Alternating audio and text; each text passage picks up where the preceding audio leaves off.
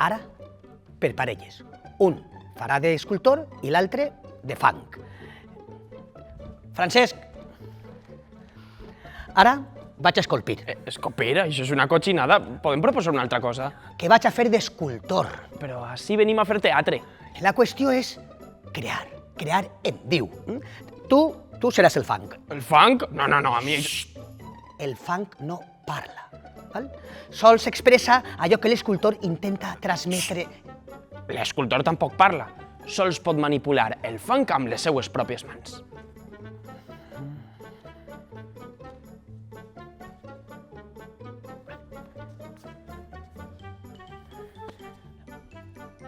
El fang posa l'energia suficient per mantindre allò que l'escultor va manipulant.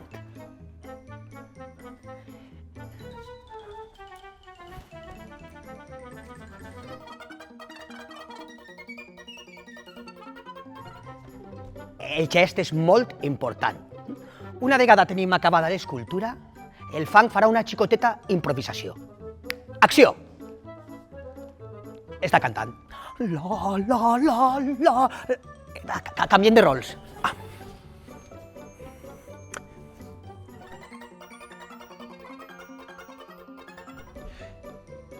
Acció!